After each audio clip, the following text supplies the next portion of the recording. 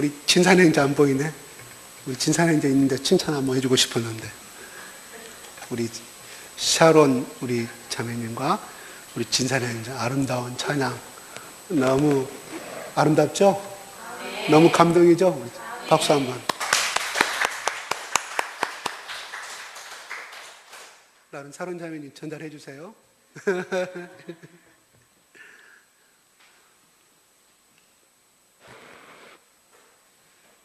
35절 42절까지 전번 주일날 들었던 말씀입니다. 읽어드릴까요?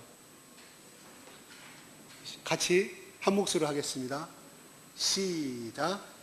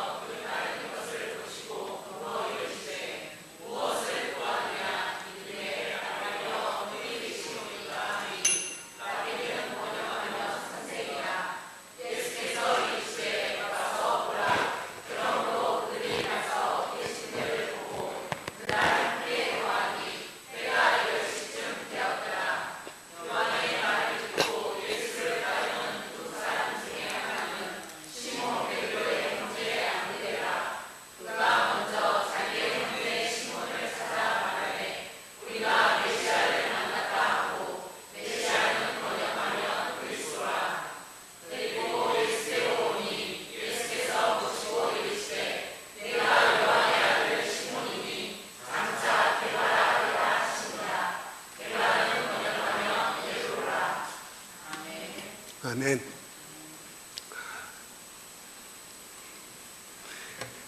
하나님의 말씀은 같은 말씀을 어제 읽고 또 오늘 읽고 내일 읽어도 들어오는 느낌이 다릅니다. 여러분들 많이 체험하셨을 거예요. 그래서 말씀 속에 다시 한번 말씀을 요한복음 말씀을 음미해 보는 가운데서 우리가 성령께서 이 시간 주시는 은혜로 깨달음으로 깊은 은혜를 받았으면 좋겠습니다. 마태복음 4장 19절과 20절에 보게 되면 예수님이 제자들을 부르실 때 너희는 나를 따라오너라, 사람을 낚는 업으로 너희들을 만들어주겠다고 했을 때 그들은 배와 그물을 버려두고 예수님을 따랐습니다. 오늘 본문 말씀에서 세례 요한을 목소리를 예수 그리스도를 소개하는 세례 요한의 음성을 듣고 따르는 두 제자가 나옵니다. 즉시 따랐다는 대목은 없습니다. 그러나 마태복음 4장에는 구체적으로 설명이 나와 있습니다. 이 말씀을 음미해 볼 때 우리가 예수를 만나고 예수를 따른다는 것은 공통점이 있습니다. 곧 나의 옛것을 버리는 신앙입니다. 나의 옛것을 그대로 가지고 또 나의 옛날 사고와 또 나의 어떤 버릴 수 없는 어떤 그런 욕심을 가지고 예수님을 따른다는 것은 이거는 상당히 모순이 있고 그 사람 속에 예수 그리스도의 성령의 역사가 절대로 이루어질 수 없기 때문입니다. 그래서 예수의 제자가 된다는 첫걸음은 뭐냐면 곧 버리는 일부터 시작하는 것입니다. 버린다는 것은 떠나는 것이고 헤어짐을 의미합니다. 헤어짐이란 무엇을 의미합니까? 아픔이 따릅니다. 헤어짐은 또한 슬픔이 따르는 것입니다. 그러나 예수님의 제자가 된다는 것은 그것을 넘어서지 아니하고서는 절대로 예수님의 제자가 될 수가 없다는 것입니다. 왜? 예수의 제자가 된다는 것은 하늘의 영적인 것을 따라간다는 뜻이고 내가 그것을 버리지 못한다는 것은 결국 이 땅의 것을 내가 품고 따라간다는 것이죠. 어둠의 자녀와 빛의 자녀는 절대로 하나가 될 수가 없다고 예수님 말씀하셨습니다. 자, 그들은 예수께서 와 보라. 그러므로 저희가 가서 계신 데를 보고 그날 함께 거하니 때가 제 10시쯤 되었더라. 39절로 제가 얼추 띄웠습니다. 제가 알다시피 전번에 보면은 와서 보면 너희가 알 것이다는 것이죠. 그래서 여기서 함께 거한다는 것은 곧 첫 번째는 그분의 인자하심을 체험한다는 의미고요. 또 두 번째는 그의 말씀 안에 산다는 두 가지 의미를 가지고 있습니다. 우리가 그들은 주님을 발견하고 주님을 따라갔고 주님과 함께 거했습니다. 이것이 곧 주님의 제자가 된 사람들의 삶입니다. 요한복음 오늘 본문에 의하면 앙드레는 가장 먼저 예수님의 제자가 된 사람으로 소개하고 있습니다. 이 앙드레는 요한복음에 세 가지로 설명을 하고 있어요. 첫 번째 보면은 형제 베드로가 형입니다. 앙드레가 동생이고 형 베드로를 예수님 앞에 소개했던 인물이고요. 두 번째는 6장 8절로 9절로 보겠는 오병이어로 그 어린아이를 예수님 앞에 인도한 또 아이입니다. 그런 역할을 또 하죠. 세 번째는 요한복음 12장 22절에는 헬라인들을 주님께 인도하는 이런 역할을 앙드레에서 요한복음은 설명을 하고 있습니다. 이 요한복음을 근거로 하게 되면 최초로 이방인들의 복음을 전해지는 일에 쓰임받았다고 기록이 되었습니다.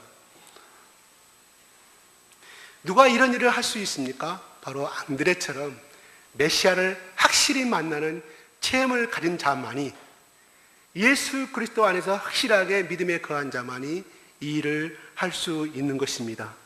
그가 메시아를 만난 그 감격과 감동이 있었기 때문에 자신 있게 자기 형 베드로를 만나서 인도하였습니다. 그는 우연히 만난 것이 아니라 베드로를 찾기 위해서 노력했다는 그 언어의 의미가 들어있는데요. 베드로에게 형이 달려가서 말하죠. 메시아를 만났어, 형. 우리가 기다리던 그 메시아를 만났는데 형, 나랑 같이 한 번만 가봐. 만나봐. 이렇게 그는 소개를 했습니다. 내가 아는 만큼, 내가 경험한 만큼 내가 예수를 남들에게 소개할 수가 있습니다. 내가 뜨거운 만남이 없는데, 내가 뜨거운 믿음의 확신이 없는데 어떻게 남에게 예수를 소개할 수 있겠습니까? 우리 모두도 이렇게 예수를 앙드레처럼 뜨겁게 만나는 우리 모두가 되었으면 좋겠습니다. 자, 이렇게 해서 드디어 베드로가 그 유명한 베드로가 예수님을 만나는 역사적인 사건이 벌어집니다. 42절 한번 볼까요? 시작.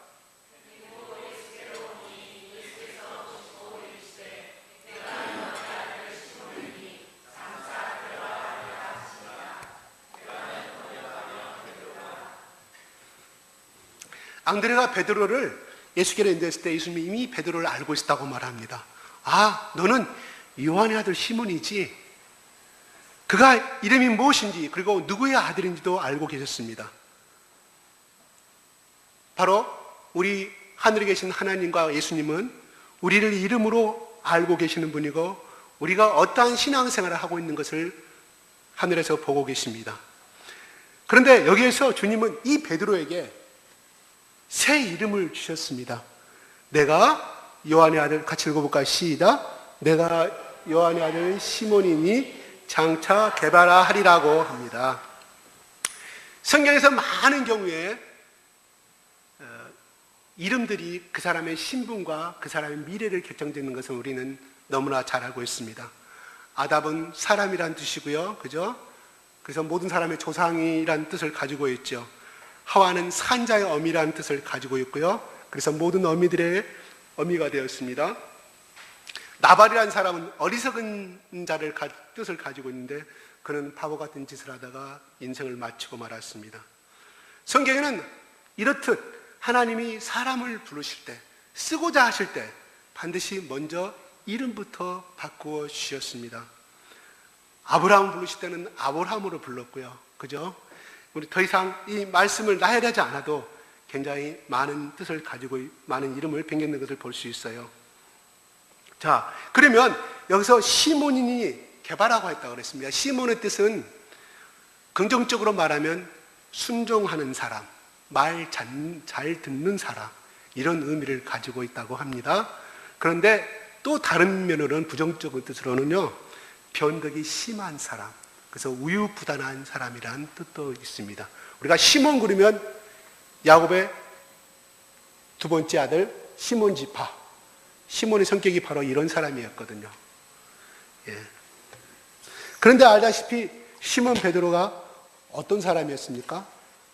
덜렁거리고 정말 겁도 많고, 겁이 많은 것은 뭐예요? 용감한 사람은 뭐예요? 한때는 용감한 사람이었습니다. 노마 병정 앞에서 예수님이 잡히시던 그날 밤에 칼을 꺼내서 말고의 귀를 잘라버리는 아주 용감한 사람이었습니다. 그러나 실수도 잘하고 덜렁거리고, 또 그 잡히시던 날만 신문 받고 있을 때 그 대제사장의 간원인 정말 제일 하급의 여자 종에게 3번씩이나 예수를 부인하는 아주 비겁한 인간, 또 겁이 많은 사람으로 볼 수 있어요. 그런데 주님이 이미 그런 내용은 차후의 일이지만 베드로의 모든 그 내면을, 차후에 일어난 모든 것도 아시고 베드로를 부르셨습니다. 베드로를 부를 때, 이 시몬을 부를 때 완벽한 인간으로서 부른 것이 아니라 그가 수많은 약점이 있음에도 불구하고 예수님이 불렀다는 사실입니다. 자, 개발은 우리가 아람어로 잘 알다시피 바위라는 뜻이고 반석이라는 뜻입니다. 이 반석은 조그만 돌을 의미하는 것이 아닙니다. 큰 바위를 의미하고 있다고 그럽니다. 그래서 성경 말씀에 그 위에 집을 지시는 바위, 움직이지 않는 바위, 비바람 창수, 비바람 홍수가 불러도 절대로 끄덕지도 아니한 그런 반석이라는 의미인 것입니다. 그러면 이 시몬 베드로가 이런 엄청난 뜻을 가진, 비전을 가진 이름을 들었을 때 바로 이 순간에 시몬 베드로의 마음속에는 어떤 마음을 가졌을까요? 한번 생각해 보신 적 있어요? 여러분 한번 예수님이 갑자기 나타나셔가지고 여러분 직접 일대일로 만나시면서 진아야, 현재 너의 이름은 진아지만 너를 열국의 어미로, 너를 사라로 만들겠다고 했을 때 그 뜻을 알고 있는 진아는 그 말을 들었을 때 얼마나 떨리고 황당하고 받아들일 수가 없는, 아마 베드로도 아직 이 예수를 예수가 어떤 분인지 모르잖아요, 지금. 그죠? 왜냐하면 랍비라고 그랬으니까. 자, 이분은 사람을, 나를 너무 지나치게 띄우는 분 아닌가? 아니 나를 지금 잘못 보시고 말하고 있는 거 아닌가? 시몬은 어떻게 보면 자신한테는 이 이름이 절대로 적합한 것이 아니라는 것을 그는 알고 있었을 것입니다. 왜냐? 자기의 단점은 누구보든 자기 자신에서 잘 알잖아요. 그죠? 근데 중요한 것은 여기서 예수님이 말했어요. 너를 시몬이라고, 이제부터 지금부터 너를 시몬이라고 부르겠다고 한 것이 아니라 장차 앞으로 개발아 불리워지게 될 것이다, 부르게 될 것이다고 말하는 겁니다. 그러니까 이 말은 뭔 말이에요? 지금은 반석이 아니다. 지금 뭐예요? 시몬 그 자체다는 거예요. 나 예수를 만났지만 너희들은 시몬 자체, 과거의 자연성, 인간의 그 이기적인 욕심, 너의 겁나는 모든 것, 너의 악점, 시몬 그 자체로 인정해 주고 있는 것입니다. 근데 중요한 것은 너는 말이야, 지금 너 이름이 시몬인데 지금부터 너는 개바다고 방금 말한 것처럼 절대 말하지 아니었다는 것입니다. 장차 개바라 불릴 것이다. 이건 굉장히 우리에게 주는 의미가 있어요. 자, 시몬 베드로가 이때부터 예수를 따라다닙니다. 3년 반 동안 예수님이 죽기 전까지, 또 3일 후에 부활하셔서 예수님이 베드로를 만나 주셨잖아요. 베드로가 변화가 됐습니까? 시몬 그 자체로만 그는 머무르고 있는 것을, 자연인 그 자체로만 머무르고 있는 것을 볼 수가 있어요. 글쎄요, 우리 생각할 때 그래도 예수님과 같이 3년 반 동안 통했으면 그래도 뭔가 더 발전이 되고 뭔가 우리 기본적인 인성이 변화가 되고 예수님 같은 인격을 닮았지 않았을까, 나 같으면 이렇게 생각해 볼 수도 있어요. 우리들은. 자, 아무튼 성경에 나타난 베드로는 절대 변하지 아니한 자연인 그대로의 모습이었던 것을 알 수가 있어요. 그러나 주님이 승천하고 난 뒤 성령이 임하신 다음에야 그는 안전히 바로 그 순간까지는 베드로뿐만 아니라 120 제자들이 마가 다락방에서 기도하고 있을 때 그들이 담대한 마음으로 기도했을까요? 주위에는 유대인들이 언제든지 칼 들고 쫓아와서 죽일지 모르는 그런 상황 가운데 있었는데 얼마나 두려운 가운데 기도했을까요? 그죠? 그러면서 예수님이 약속하신 그 보혜사 성령을 달라고 굉장히 기도를 했겠죠. 그들은 체험을 하지 않았기 때문에 성령이 무엇인지 몰라요. 내 약속하신 너희 보혜사 성령을 너희에게 보내리라고 그랬는데 그들은 그 뜻을 알고 기도했을까요? No, never. 모르고 한 겁니다. 근데 그 성령이 임하시고 나서 그들이 곧바로 베드로가 광장에 나가서 유월절 행사를 하느라고 전국 각지, 전 세계 각지에 온 그 유대인들을 향해서 예수 그리스도의 복음의 십자가와 부활을 증거하기 시작합니다. 그래서 어떻게 돼요? 3,000명, 5,000명의 구원의 역사를 이루고 있는 것을 사도행전 2장 말씀이 잘 나타나 있습니다. 바로 그가 주님이 보여주신, 붙여준 그대로 개바가 시작되고 있다는 사실입니다. 자, 우리는 여기서 예수 안에서 자신의 가능성을 발견한 것이 참 중요하다는 생각이 가져요. 우리는 흔히 현재 자신의 모습을 보면서 이게 다라고 생각할 때가 참으로 많이 있습니다. 성경을 읽으면서도 예배 시간에 설교 말씀을 들으면서도 그것은 그 사람이 그렇게 훌륭했고 그렇게 쓰일 만한 존재였기 때문에 그 사람은 그런 역사가 일어날 것이고 현재 나하고는 절대 그럴 수가 없다는 우리의 부정적인 사고방식이 매일 일어납니까? No. 매 순간 우리에게 사단은 끊임없이 우리에게 심어주고 있습니다. 하나님이 우리를 눈동자같이 지켜주고 사랑해 주신다고 말을 하게 되면 나 같은 사람은 하나님이 감히, 또 너희는 히브리서에 나오는 너희는 택하신 백성이요 왕 같은 제사장이라고 말을 성경 말씀을 보게 되면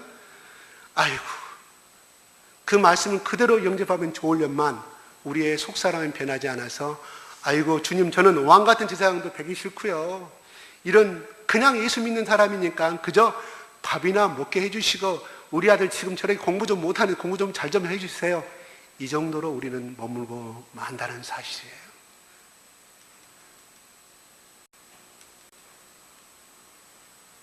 이게 전부 내 자신을 내 경험으로 내 과거를 기준으로 판단하고 그 울타리 안에 가둬버리기 때문이라는 사실입니다. 이 말은, 이 생각은 바로 자신의 생각과 말로 자신의 미래의 발전을 묶어버린다는 것입니다. 과거의 나로 대보시켜버리고 있다는 것입니다. 그래서 우리는 신앙생활을 1년 해도 2년을 해도 10년 해도 발전이 없는 것은 바로 우리가 알게 모르게 내 과거의 내 기준에서 나를 묶어버리고 간다는 사실입니다.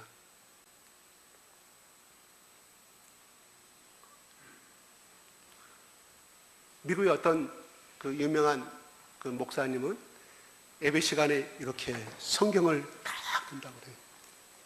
여러분 이게 무엇입니까? 네, 하나님의 말씀입니다.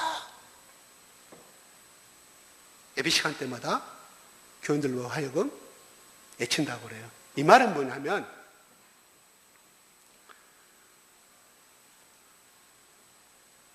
여러분이 생각하는 내가 참 나가 아니라는 것입니다. 여러분이 생각하는 나란 말은 저쪽에 요수나 그쪽으로 표현하고 있는데, 그러니까 그냥 전 표준말로 말하는 겁니다. 나가 참 나가 아니라는 것입니다. 성경에서 내가 가졌다고 말하는 것을 정말 내가 소유하고 있다는 뜻을 가지고 있다고 그래요.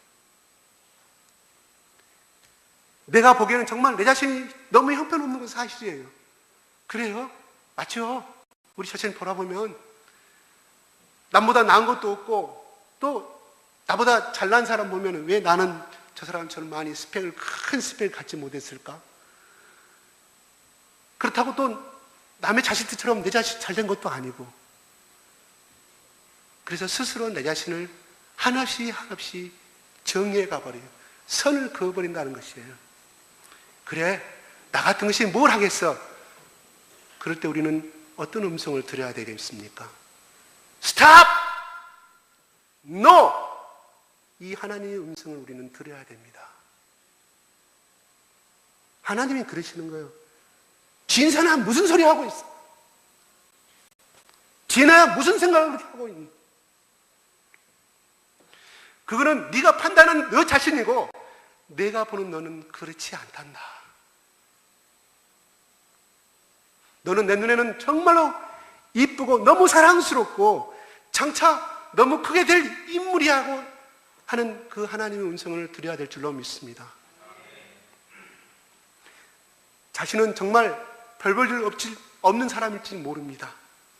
그러나 하나님이 보시기에는 아니라는 것입니다.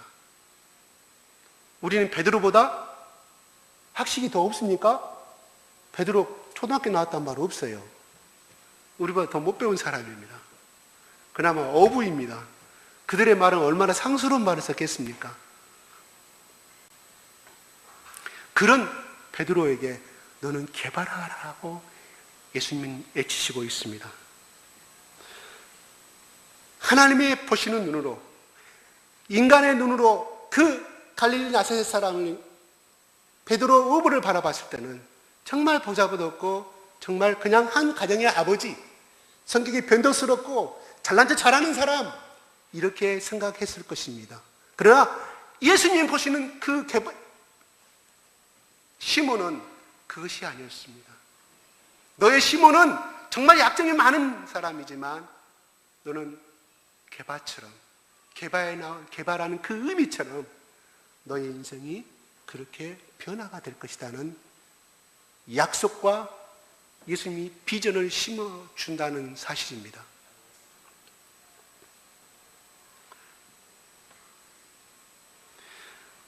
우리가 매일 주 안에서 살면서 무한한 가능성을 실현하는 것도, 실현한 시간을 갖는 것, 그런 사고로 바꿔가는 것이 참으로 중요하다고 생각이 됩니다. 왜냐하면 하나님은 저와 예수 그리스도의 보혈의 피를 통해서 이 가능성이라는 선물을 주었다는 사실입니다. 보혈의 피는 뭐라고 그랬어요? 저주에서 풀려나는 거잖아요. 어둠에서 풀려나는 거잖아요. 슬픔에서 풀려난 것을 의미하는 거잖아요. 그러므로 뭐예요? 우리는 무한한 가능성을 소유하고 살아갈 수 있다는 사실입니다. 이거는 내가 가진 능력과는 아무런 관계가 없습니다. 예수님이 뭐라고 말씀하셨어요? 너희는 포도나무 가지라고 했고 나는 포도나무라고 그랬어요. 그죠? 이 가지가 포도나무에 묻혀 있으면, 접혀 있으면 열매를 맺는다고 말씀했지 않습니까? 그죠? 물론 열매에는 작은 열매도 있고 큰 열매도 분명히 있겠죠. 송이송이만 다르니까. 그렇지만 중요한 것은 열매 맺는 인생이 된다는 것이 예수님께서 우리에게 약속해 주신 것입니다. 뭐로? 예수님의 보혈로.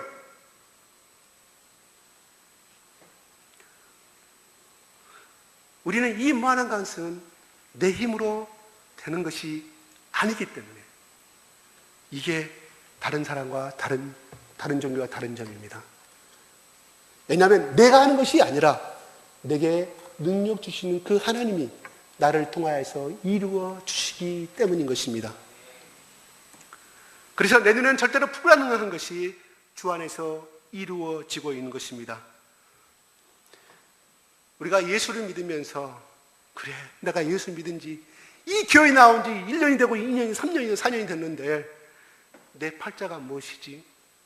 다른 사람들은 아파트도 사고 다른 자녀들은 뭐 좋은 데 취직하고 이런 이야기를 들어보고 또 보게 됐을 때 한없이 나는 무엇인가 좌절할 때가 많은 줄로 압니다.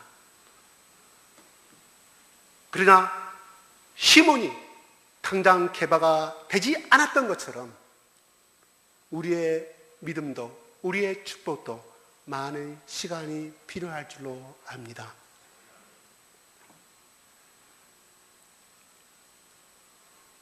중요한 것은 베드로가 그렇게 많은 잘난 체를 잘하고 덜렁거리고 주님을 배반하고 했지만 예수님은 그 베드로에게 주었던 비전과 약속은 절대로 포기하지 아니했던 사실입니다.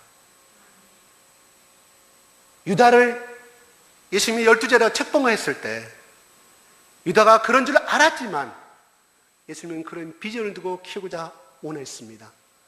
만약에 유다가 그 은 30냥을 들고 다시금 대제사장을 쫓아갔을 때 그들은 받지 아니하였습니다. 그래서 그는 스스로 자살해버리고 말았습니다. 양심의 가책을 받은 거죠. 만약에 유다가 베드로처럼 다시 예수님을 향하여 찾아왔다고 하면 그런 어떻게 인생이 되었을까요? 성경이 나오지 않았기 때문에 저는 뭐라고 말씀드릴 수는 없습니다. 그러나 예수님의 저주하고 예수님을 부인했던 그 사람 베드로는 예수님 옆에 나와서 예수님 다시금 붙들었고, 그러나 유다는 자기 양심의 결정에 따라서 그는 예수님을 저버리는 인생을 살다가 떠나고 비참한 인생을 버리고 말았다는 사실입니다. 우리는 여전히 실수하고 10년 전의 나의 모습이나 현재 예수를 믿고 있는 나의 10년 후의 나의 모습이나 어떻게 보면 우리는 변하지 않은 것이 참으로 많다고 생각할 것입니다.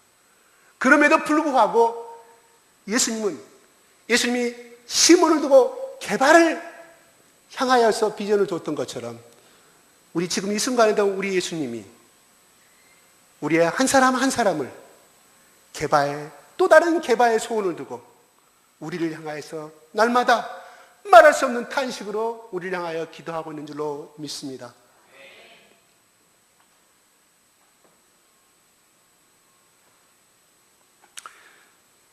세상에서 정말 불행한 사람으로 참으로 많이 있습니다.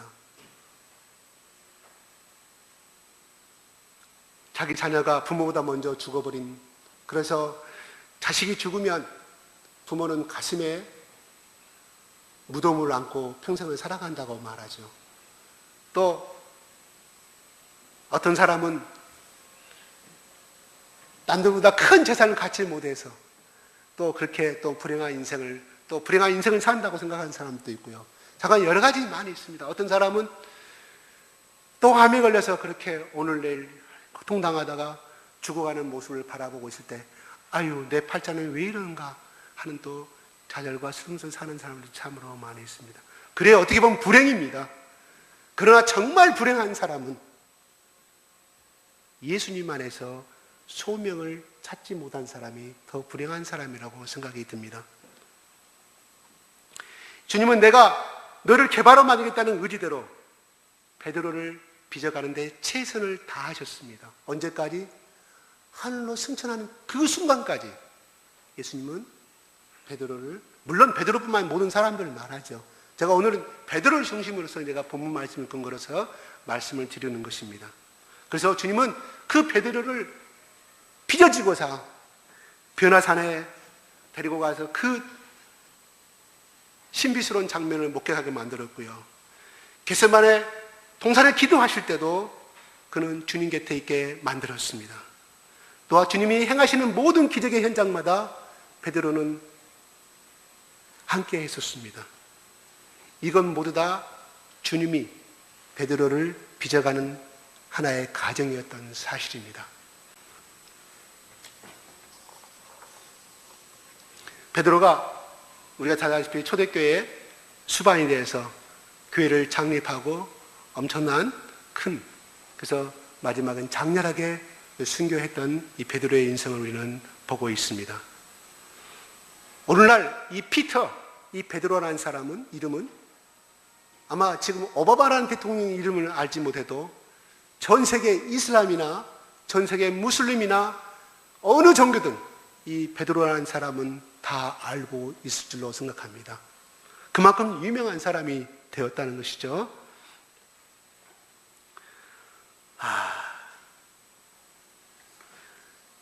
베드로가 그는 변덕스럽고 화잘 내고 잘나기를 잘했던 사람이었지만 그런 위대한 인물로 빚어갔어요.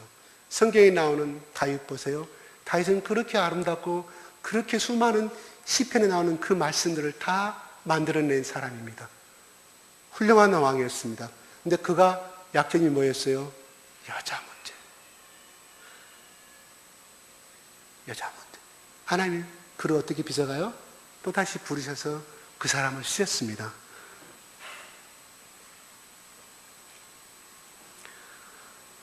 아브라함도 그렇고요. 세상에 자기 목숨을 구하기 위해 자기 아내를 바쳐버린 사람이 어디가 있어요?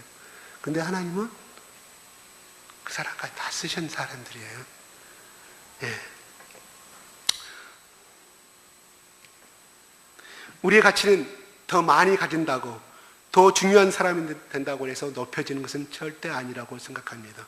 우리의 가치는 우리가 가지고 잃은 것에 있는 것이 아니라 바로 하나님과의 관계 속에서 맺은 열매를 통해 평가되어지고 가치 매김 되어진다는 사실입니다. 그러므로 우리의 관심은 세상에서 어떻게 인정받는 삶을 살 것인가에 있으면 아니 된다는 사실입니다. 우리의 관심과 생의 목적은 오직 하나님이 우리를 어떻게 평가하신 것인가에 대해서 온전한 관심을 갖고 살아가야 될 줄로 믿습니다. 우리의 과거에 부끄럽고 실패한 것은 돌아보지 마시기 바랍니다. 이사야서 보라 내가 새 일을 행하리니 옛것은 잊어버리고 가자고 말씀했잖아요. 왜? 옛것을 잊어버리지 않으면 하나님이 그 사람과 같이 그 하나님이 빚어가는 비전을 함께 할 수가 없기 때문에 예수님이 하나님이 하신 말씀입니다. 아직도 우리는 과거에 잊어버리지 못하고 과거에 쓰라는 과거, 과거에 원한을 갖고 살아가는 사람이 있습니까? 지금 이 시간에 예수 그리스도의 이름으로 보혈로 깨끗이 던져버리십시오. 자, 오늘 베드로의 한 사람을 택하셔서 빚어가는 예수님의 사랑을 배웠습니다. 그래요. 우리 베드로처럼 정말 약점 많은 사람입니다. 죄가 많은 사람입니다. 아직도 옛것을 끊지 못하고 살아간 것은 사실입니다. 예수님보다는 세상 것을 더 가치관을 두고 살아갈 때가 많이 있습니다. 그렇지만 예수님은 한 번 택한 사람을 우리 모두를 또 다른 계바로 바라보시고 지금도 성령께서 한없이 우리를 위해서 기도하심으로 말미암아 우리를 빚어가시고 축복해 가시고 또 우리가 힘들 때마다 또 연약할 때마다 또 어떤 상처를 받을 때마다 찾아오셔서 우리를 빚어가고 있다는 사실을 잊지 마시기 바랍니다. 그래서 오늘날 여러분들이 천국에 갈 때까지 이 아름다운 이 개바와 같은 인생으로 여러분이 살다가 가시면 좋겠습니다. 기도하겠습니다.